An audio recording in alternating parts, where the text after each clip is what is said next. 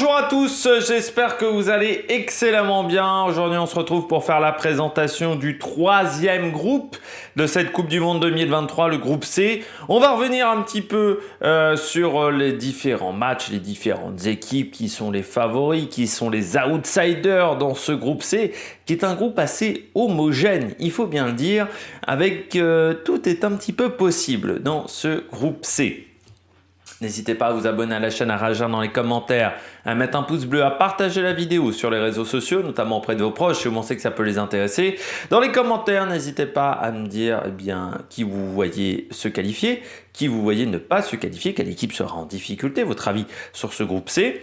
EPS 2.0, c'est sur les plateformes de podcast Amazon, Deezer, Spotify, Google, TikTok, le débrief à la mi-temps des matchs, à la fin des différentes rencontres. Et puis, bien entendu, on fera des débriefs plus complets sur YouTube. Quand vous vous abonnez à la chaîne, vous pouvez rajouter la petite cloche, comme ça vous êtes au courant des dernières vidéos qui sortent sur la chaîne, notamment des vidéos de cyclisme, Formule 1, MotoGP, rugby. Et puis, on commence tout de suite. Et puis, si vous avez les moyens et que vous voulez soutenir mon travail, vous pourrez faire un super thanks. On commence tout de suite avec ce groupe C. Comme je disais, un groupe où tout peut se passer parce que, certes, l'Australie est au-dessus, mais alors derrière, c'est très ouvert. C'est-à-dire que l'Australie a peut-être le groupe le plus abordable qu'elle pouvait avoir. Par contre, derrière, Géorgie, Fidji, Pays de Galles, c'est très ouvert entre ces trois nations. Les Fidji ont battu l'Angleterre, le Pays de Galles c'est quand même très compliqué, la Géorgie c'est très solide.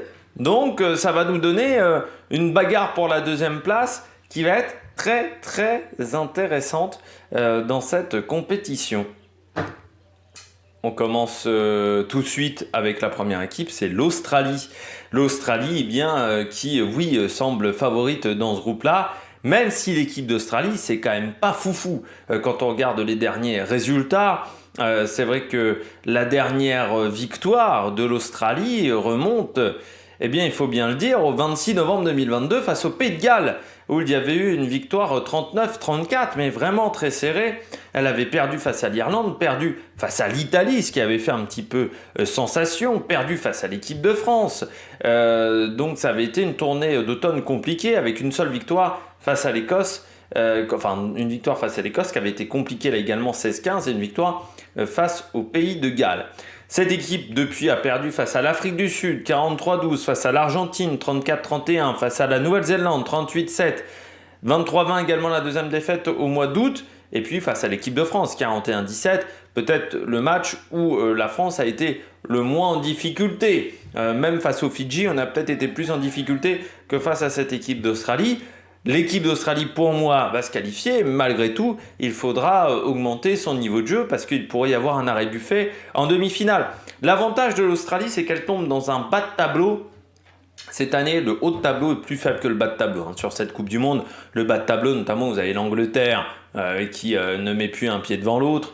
Là, vous avez le Pays de Galles qui met plus un pied devant l'autre. Enfin, très clairement, on peut avoir presque une finale très déséquilibrée avec ce haut de tableau et ce bas de tableau, vraiment avec des niveaux très différents entre le haut de tableau qui semble très dur, le bas de tableau qui semble beaucoup plus simple.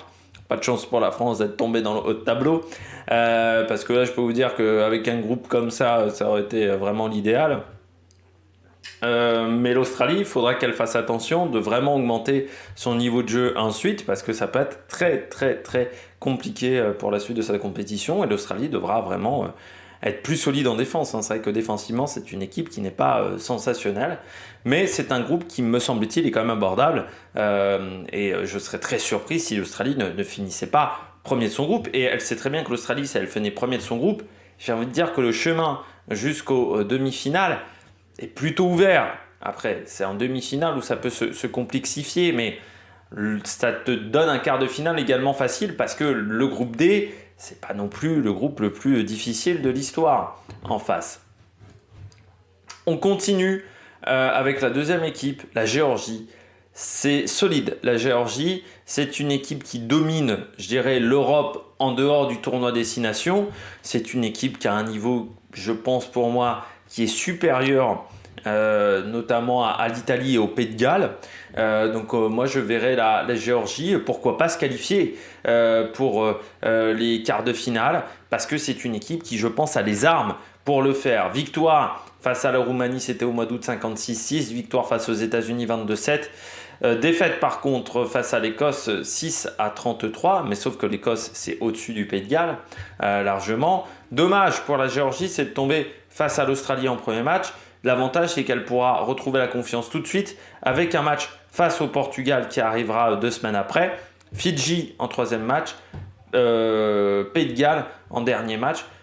Je prends un risque, je vous le dis, je mets la Géorgie qualifiée avec l'Australie. C'est une énorme prise de risque en termes de paris. Je pense que certains mettraient plus les Fidji. Mais les Fidji en Coupe du Monde, ces derniers temps, ça s'est souvent planté.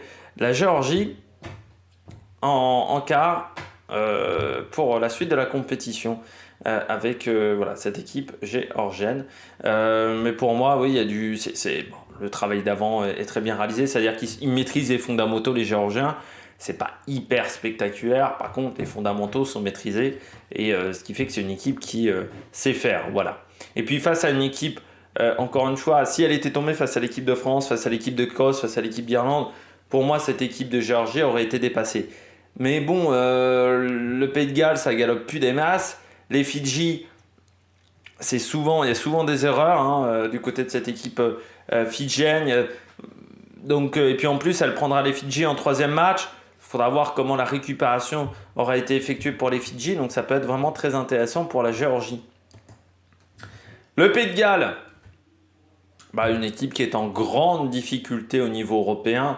Une seule victoire lors du dernier tournoi de destination face à l'équipe d'Italie, mais qui n'a pas joué... 2 victoires, pardon. Qu'une seule victoire. J'ai dit une bêtise. Des défaites face à l'équipe de France 41-28, face à l'équipe d'Irlande 34-10 qui pourtant n'était pas encore bien en place. Même l'Angleterre a battu le Pays de Galles et pourtant l'Angleterre ça n'a pas été foufou sur le dernier tournoi de destination. Une défaite face à l'Écosse qui avait fait extrêmement mal 35-7. Si on regarde les dernières rencontres, eh bien, le Pays de Galles a perdu face à l'Angleterre 19-17 et a gagné le premier match 20-9. Défaite face à l'Afrique du Sud 52-16. Il n'y a eu que 3 matchs de préparation et ça aurait été peut-être intéressant d'en mettre un 4e parce que c'est une équipe qui est quand même en grande difficulté, ce Pays de Galles, qui n'impressionne plus vraiment. Ça a été une équipe qui a dominé pendant 10 ans, j'ai envie de dire 2008-2018. Depuis, c'est quand même très compliqué si on regarde la dernière tournée d'automne.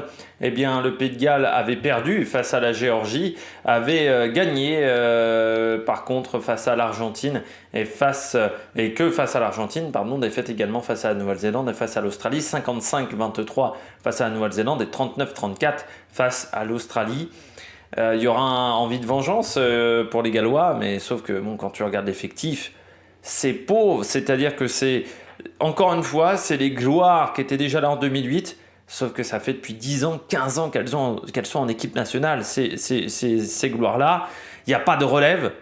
Vraiment, les nouveaux joueurs gallois ne sont pas excellents, ce qui fait que tu te retrouves à avoir une équipe faiblarde et qui risque d'être éliminée dès le premier tour.